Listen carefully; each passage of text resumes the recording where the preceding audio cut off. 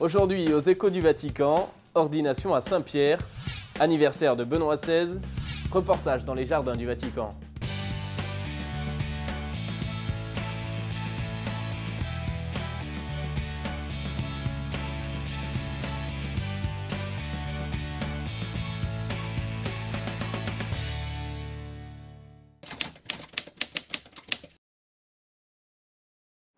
Bonsoir à toutes et à tous, bienvenue sur ce plateau. Je suis ravi de vous retrouver pour de nouveaux Échos du Vatican. Notre émission commence par les ordinations sacerdotales qui ont eu lieu dimanche à Saint-Pierre. Le pape a ordonné 10 nouveaux prêtres lors d'une messe qu'on célébrait avec le cardinal Vallini, vicaire de Rome. Dans son homélie, le Saint-Père a rappelé le sens du sacerdoce. « S'il vous plaît », a-t-il lancé aux futurs prêtres, « ne vous lassez jamais d'être miséricordieux, n'ayez pas honte d'être tendre avec les personnes âgées. Donnez à tous cette parole de Dieu que vous avez reçue avec joie. Souvenez-vous de vos mères, de vos grands-mères, de vos catéchistes qui vous ont transmis la foi. Engagez-vous à unir les fidèles en une seule famille et n'oubliez jamais l'exemple du bon pasteur qui n'est pas venu pour être servi, mais pour servir. Vous êtes des pasteurs, pas des fonctionnaires. Vous êtes des médiateurs, pas des intermédiaires, a-t-il souligné. Et après l'homélie, en chantant la litanie des saints, les fidèles ont prié pour les futurs prêtres allongés sur le sol face contre terre en signe d'humilité et d'abandon.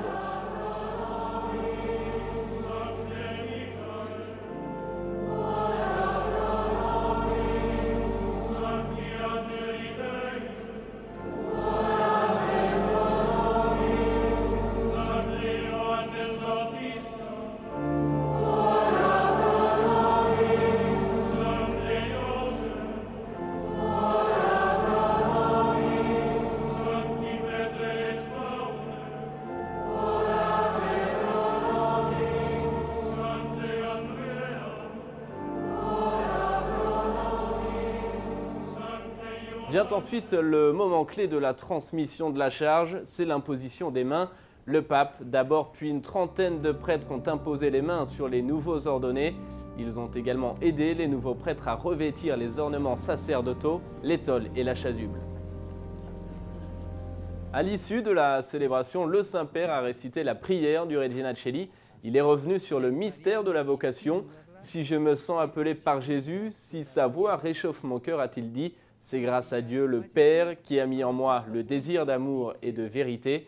Et à tous les jeunes rassemblés sur la place, le pape a demandé s'ils avaient déjà senti cet appel de Jésus, car parfois, explique-t-il, nous ne nous rendons pas compte que c'est lui. Le Saint-Père leur a rappelé que la jeunesse, il faut la mettre en jeu pour de grands idéaux. Le pape les a ainsi invités à dépasser leurs craintes. Demande à Jésus ce qu'il veut de toi et sois courageux. Le saviez-vous ? En cas d'extrême urgence, toute personne, même non baptisée, est autorisée à donner le baptême. Il suffit, avec l'intention requise, de verser de l'eau sur le front du futur baptisé en disant « Je te baptise au nom du Père et du Fils et du Saint-Esprit ». Revenons maintenant sur l'actualité de la semaine au Vatican. Elle a commencé notamment par l'anniversaire de Benoît XVI. Il fêtait mardi avec son frère ses 86 ans. Le pape François a célébré la messe à son intention. Nous lui offrons cette messe afin que le Seigneur soit à ses côtés, lui accorde son réconfort et de grandes consolations, a-t-il dit au début de la célébration. Puis dans la journée, il s'est entretenu par téléphone avec son prédécesseur pour lui exprimer ses vœux. Autre anniversaire de Benoît XVI, celui de son élection il y a 8 ans. Le 19 avril 2005, à 78 ans, le cardinal Joseph Ratzinger succédait à Jean-Paul II. Vous vous en rappelez peut-être, il s'était présenté à la loggia de la basilique Saint-Pierre comme un simple et humble travailleur dans la vigne du Seigneur. Cet homme, profondément enraciné dans la foi, a consacré une large part de son pontificat à la théologie catholique. Son pontificat reste une richesse pour l'Église. Il nous laisse en héritage un enseignement très profond. Je vous propose d'écouter l'analyse de Monseigneur Fisichella, président du Conseil pontifical pour la nouvelle évangélisation. Il est interrogé par Manuela Affigi de Radio Vatican. Ce qu'il a montré du commencement, c'était vraiment la gratuité de son service. Il a appelé les mêmes mots à peu près dans sa dernière catéchèse. Quand il a dit, alors j'étais étonné quand on m'a proposé l'élection à successeur de Pierre, j'ai accepté. Mais j'ai accepté avec la gratuité qui vient de la grâce de Dieu. Alors, je peux dire, le service qui Benoît XVI a donné, c'était vraiment au niveau du service, de la gratuité, et je dirais un service qui a enrichi l'Église même de son enseignement. Je pense par exemple à sa première encyclique Deus Caritas Est, où il va prendre la grande question que nous touche, c'est-à-dire la capacité du christianisme de montrer la rencontre avec une personne, le Christ, rien d'autre. Avant tout, il y a la rencontre avec lui. Aussi, dans la même perspective, l'espérance, c'était la deuxième encyclique du Saint-Père, l'espérance qui est capable de montrer le futur dans une manière différente. Et on ne peut pas oublier aussi les homélies. Tout cela, je dirais, c'est vraiment la richesse pour l'Église qui continuera. Il faudra bien dans le futur retourner sur l'enseignement si profond et si clair, dans sa simplicité aussi, du magistère. Et pas seulement cela, mais il faut aussi voir les actes qu'il a accomplis.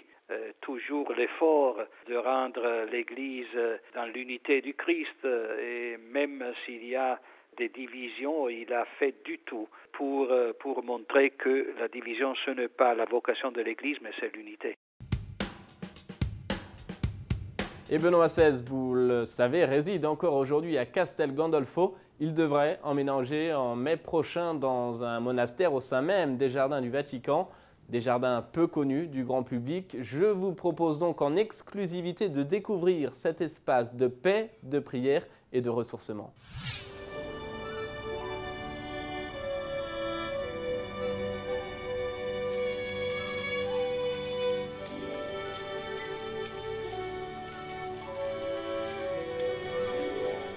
Les Jardins du Vatican existent depuis le pontificat du pape Nicolas III au XIIIe siècle.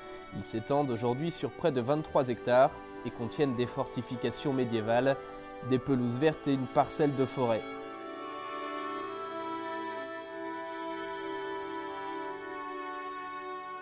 Cette reconstitution de la grotte de Lourdes date de Léon XIII, une grotte artificielle où se trouvent cependant l'autel et la statue originale de Lourdes.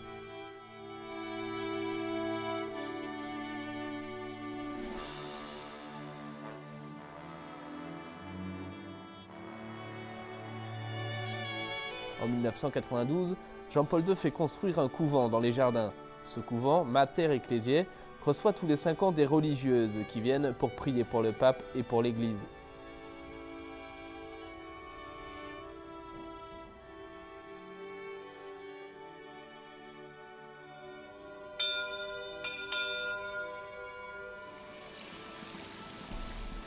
La construction la plus récente dans les jardins est la fontaine dédiée à Saint Joseph. Elle a été commandée par Benoît XVI et construite en 2010 en l'honneur de son nom de baptême.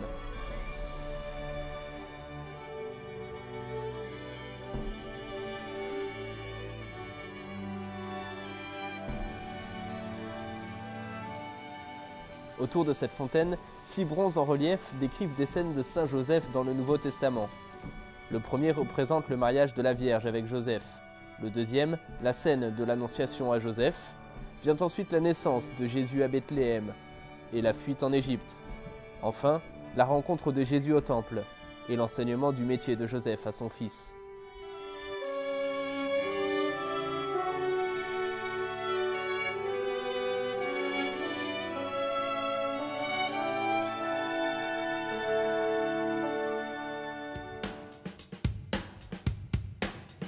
Également, dans l'actualité, cette semaine, des rencontres entre le pape et des représentants d'État, a commencé lundi par le président du gouvernement espagnol, Mariano Rajoy, s'est entretenu avec le pape. Ils ont évoqué la situation sociale et économique en Espagne, ainsi que l'engagement de l'Église face au chômage qui frappe les familles et la jeunesse.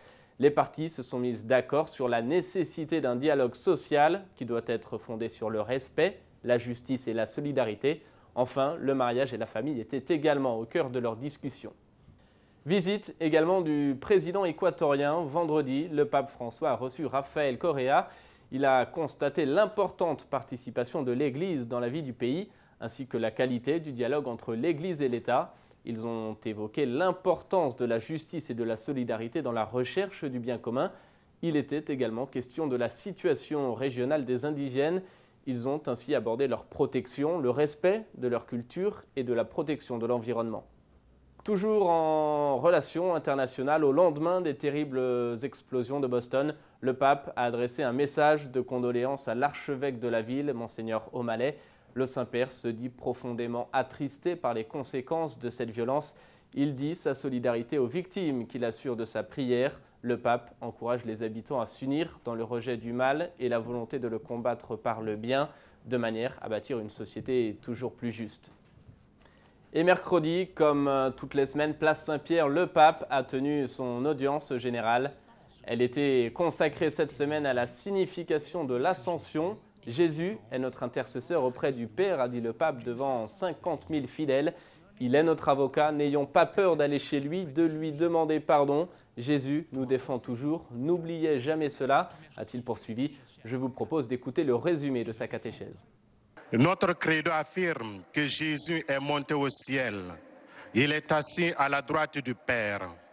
La vie terrestre de Jésus culmine dans l'ascension. Son entrée dans la gloire du Père passe d'abord par la croix et son obéissance au dessein d'amour de Dieu pour l'humanité. Dans notre vie chrétienne, nous devons savoir que l'entrée dans la gloire de Dieu exige notre fidélité quotidienne à sa volonté, parfois au prix du sacrifice et du changement de nos programmes. Durant son ascension, Jésus accomplit le geste sacerdotal de la bénédiction. Cela veut dire qu'il est l'unique et éternel prêtre qui intercède toujours pour nous. En lui et par lui, vrai Dieu et vrai homme, notre humanité a été portée auprès de Dieu.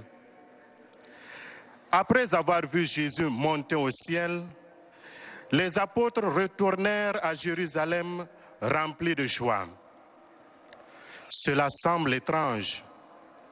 En général, quand nous sommes séparés définitivement des membres de notre famille, de nos amis, nous sommes naturellement tristes. Les apôtres, au contraire, sont remplis de joie. Ils comprennent que, même soustraits à leurs yeux, Jésus reste toujours avec eux. Chers frères et sœurs, l'ascension relie la vie terrestre de Jésus à celle de l'Église. Elle n'indique pas l'absence du Christ, mais sa présence sous une forme nouvelle. Le Seigneur crucifié et ressuscité est présent en tout lieu et en tout temps. Il est proche de chacun de nous. Nous ne sommes jamais seuls.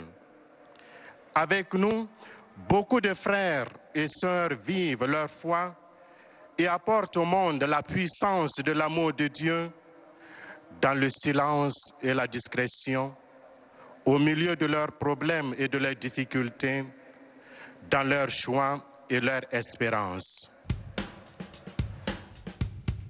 La question de la semaine, elle est posée par Daniel. Il demande la différence entre le Saint-Siège et le Vatican.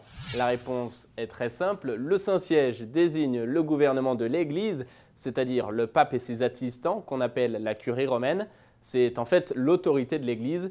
Le Vatican, lui, est un État. On parle donc, pour être plus précis, de l'État de la Cité du Vatican. C'est un espace donc géographique de 44 hectares, habité aujourd'hui par environ 800 personnes. Et puisque nous parlons de la Cité du Vatican, restons-y, près de 4000 employés y travaillent et ils reçoivent, selon l'usage après chaque conclave, une prime exceptionnelle. Mais cette fois-ci, la prime n'est pas accordée par le pape François. Il aurait décidé de verser une partie de l'argent à une œuvre de charité. Mais quelle est donc l'origine de cette prime exceptionnelle? Comment expliquer cette rupture du pape François? Écoutez les explications de Marie Malzac, journaliste à E-Media. Les quelques 4000 employés du Vatican ne bénéficieront pas cette fois des traditionnelles primes liées au conclave. C'est ce qu'a confirmé le bureau de presse du Saint-Siège, invoquant le motif d'une situation financière difficile au Vatican. Une fois encore, le pape François a décidé de rompre la tradition en supprimant cette pratique dont les origines remontaient au Moyen-Âge. La dernière fois, très logiquement, c'était en avril 2005. Quelques jours après la mort de Jean-Paul II, le cardinal Camerlingue avait approuvé que soit versée à chaque employé une prime de 1 000 €. Chaque employé avait également reçu 500 € quelques semaines plus tard, à l'occasion de l'élection de Benoît XVI, qui avait souhaité que la somme prévue soit réduite par souci d'économie et de sobriété. Vu les circonstances exceptionnelles de sa renonciation au pontificat, aucune prime n'a été versée à la vacance du siège en février dernier. La décision de supprimer les primes ne devrait pas beaucoup plaire aux employés du Vatican. Toutefois, ce geste s'inscrit aussi dans la ligne réformatrice du pape François, qui a assuré vouloir une église pauvre et pour les pauvres, et pose pour cela plusieurs gestes à la valeur symbolique forte depuis le début de son pontificat. Jusqu'à la mort de Paul VI en août 1978, la prime versée aux employés du Vatican correspondait à 2 salaires pleins, l'un pour la mort du pontife, un autre pour l'élection de son successeur. Mais dans les semaines suivantes, Jean-Paul Ier était décédé et Jean-Paul II, son successeur, avait jugé plus sage de verser une prime spéciale moindre. Ces primes exceptionnelles étaient destinées aux employés du Vatican, considérés en quelque sorte comme la famille du pape, et qui devaient par conséquent fournir un travail supplémentaire à l'occasion d'une fin de pontificat et d'un conclave. La prime pouvait être considérée comme une gratification pour cette surcharge. Par ailleurs, au Moyen-Âge, les membres de la cour papale pillaient les biens du pontife après sa mort. Par le passé, un Camerlingue décida alors de donner une certaine somme pour éviter cette situation et la coutume aurait perduré. Il semblerait que l'intention du nouveau pontife soit de poursuivre dans cette voie de réduction des frais. D'autres mesures sont donc certainement à attendre dans les jours et dans les semaines à venir. Pas de prime donc pour les employés du Vatican, mais le directeur de la salle de presse du Saint-Siège, lui, gagne un prix. Le père Federico Lombardi remporte le prix du meilleur communicateur de l'année. C'est une récompense du groupe Allianz. Pour ce groupe, le père Lombardi est un interprète de grande culture, capable d'exposer avec ironie et clarté les choses complexes du Vatican. Et avant de nous quitter, n'oubliez pas que si vous aussi vous avez des questions sur le Vatican, envoyez-les-moi sur la page Facebook de Ciel et Lumière ou par mail à l'adresse suivante info@cieletlumière-tv.org. Je me ferai évidemment un plaisir de vous répondre. Voilà, c'est ainsi que s'achève notre émission. Merci à toutes et à tous de l'avoir suivi. Je vous souhaite une excellente soirée et je vous dis à la semaine prochaine évidemment pour de nouveaux échos du Vatican.